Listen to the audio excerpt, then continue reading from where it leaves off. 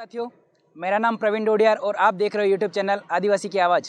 साथियों, आज हम आ चुके हैं घाटोल विधानसभा क्षेत्र के गोरावड़ी गांव में और आज है हमारे साथ में युवा नेता बाप पार्टी से मोहन दादा जोहार हमारे चैनल में।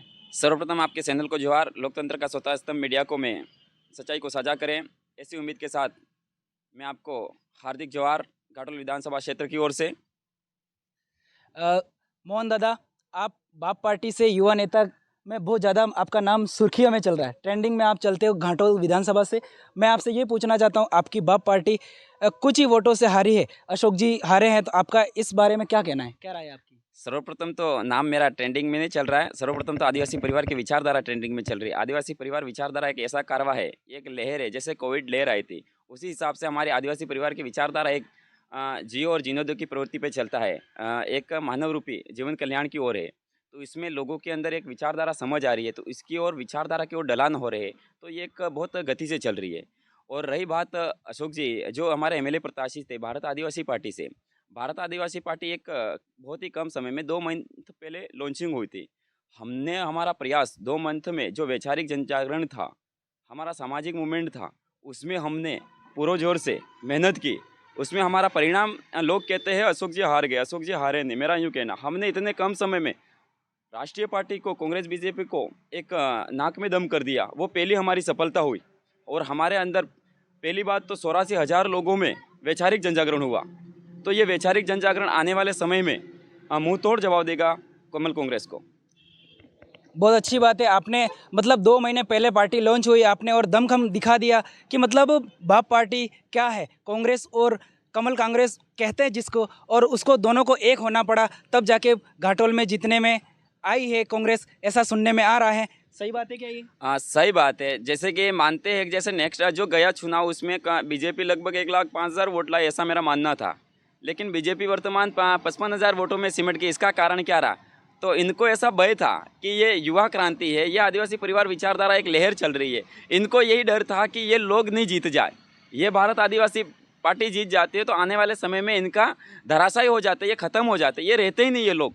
इसलिए इन्होंने क्या किया, जो रात्रि 2 दिन बाकी थे चुनाव के, जस्ट अपने 25 तारीख से उनसे पहले, तो बीजेपी के लोगों ने, मेरा जहाँ तक मानना है और अंदर गुप्त सूत्रों से भी ये खबर मिली है कि इन लोगों बीजेपी वाले साथियों ने क्या किया, कांग्रेस को ढलान कर दिया, जिस वजह से हमें जो बीजेपी को वोट नहीं मिले और कांग्रेस को पूर्ण बहुमत मिला और हमें बहुत इतने कम वोटों से हारने का मुख्य कारण ये रहा।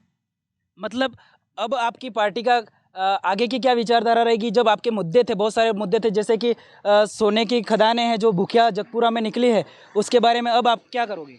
देखो, चुनाव पार्टी आती रहती जाती रहती है, वो एक राजनीतिक चीज़ थी, लेकिन हमारे सर्वप्रथम है सामाजिक मूवमेंट। हम सामाजिक मूवमेंट पे 5-6 सालों से काम करते आ रहे हैं, चाहे शिक्षा के क्षेत्र में हो, सांस्कृतिक क्षेत्र में हो, अन्य स्वास्थ्य के क्षेत्र में हो, हम काम करते आए हैं और करते रहेंगे। भाई श्री हमारे अशोक जी एमएलए साहब पहले भी संघर्षशील थे और उनकी टीम भी संघर्षशील थी और सामाजिक कार्यकर्ता सभी एक्टिव मोड पे थे। तो हम जगपुरा की जो खदान की बात आ रही है, हम उसके लिए पूरे जोर विरोध करेंगे, हम उनके साथियों के साथ कंधा से मिला के सहयोग करेंगे।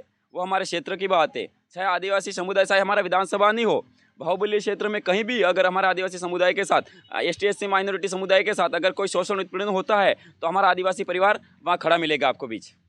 तो ये बात आपकी है, तो मतलब मेरा ये क्या मानना है कि जो नानालाल जी बने हैं कांग्रेस से विधायक घाटोल के, क्या आपकी मांगों को लेकर वो पुरजोर तरीके से मांग रखेंगे क्या कि जगपुरा का जो सोना वाला है तो वो खदानें वगैरह बंद कराने के लिए उनका? देखो, सर्वप्रथम तो चलो अब की बार उनका क्या मानस वो नहीं पता, पूर्व ये निर्दलीय संसदीय सचिव रहते, उस टाइम अगर खदानी उन्हीं कार्यकाल में लगभग 6-7 साल पूर्व लगी होगी, तो लोग अगर रोकने वाला होता तो उस समय लगने नहीं देते।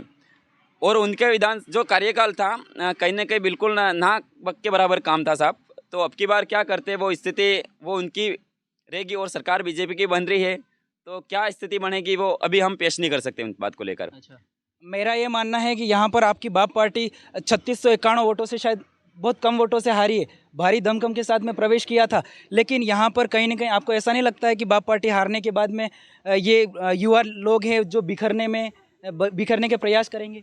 नहीं, ऐसा कतई नहीं होगा। आदिवासी परिवार एक वैचारिक क्रांति है, इसमें हथौड़े से भी तोड़ने की कोशिश करोगे तो लोग नहीं टूटेंगे। ये क्योंकि वैचारिक एकीकरण है। अब लोगों के अंदर आक्रोश हुआ क्योंकि हमारे इस भारत आदिवासी पार्टी को हराने के लिए अगर राष्ट्रीय पार्टी दोनों एक हो सकती है तो इनको अब की बार मुंह तोड़ जवाब देने के लिए युवा क्रांति एक बार पूर्ण जागृत होगी और अब की बार लीड से हम, मेरा खुला चैलेंज और अल्टीमेट देता हूं कि मैं आने वाले विधानसभा चुनाव में हम 30 से 35 हज़ार वोटों से लीड मार के जीतेंगे। और मुख्य कारण अब की बार ऐसा भी रहा कि हमारे जो न्यू वोटर्स थे उनके कहीं लिस्टों में नाम नहीं आया, जो परिचय नहीं आए, तो 10 से 15 हज़ार हमारा लोचा वहाँ हो गया। तो उसका भी हम कहीं ना कहीं जो BLO सर है, शायद SDM कार्यालय से उनको किसी कारणवश से नहीं कर पाए हो, लेकिन वो पूर्ति हम पूर्ण वोटर जुड़ाने का काम करेंगे अब की बार। अब आगे की क्या रणनीति रहेगी आपकी? आगे की रणनीति हमारा, अभी हम सामाजिक मूवमेंट पे काम करेंगे। हम शिक्षा के क्षेत्र में हो, जैसे अभी जगपुरा जैसे खदानें आ रहे हैं उनको रोकने का काम करें। हम किसान, जैसे हमारा बिल प्रदेश विद्यार्थी मोर्चा है, जैसे विद्यार्थियों के लिए काम करता है। बिल प्रदेश मुक्ति मोर्चा है, जैसे खाद को लेकर हो, मांगे उठाना हो। जैसे बिल प्रदेश महिला मोर्चा है, जैसे महिलाओं के साथ अत्याचार हो रहा है, उन सभी मुद्दों के लिए हमारे सामाजिक विंगे बने हुई है। वो विंगे हमेशा हमारे काम करते रहेगी आपके बीच। लेकिन आपके पास तो अभी आपकी सरकार ही नहीं, आप कैसे मुद्दे लेकर चलोगे?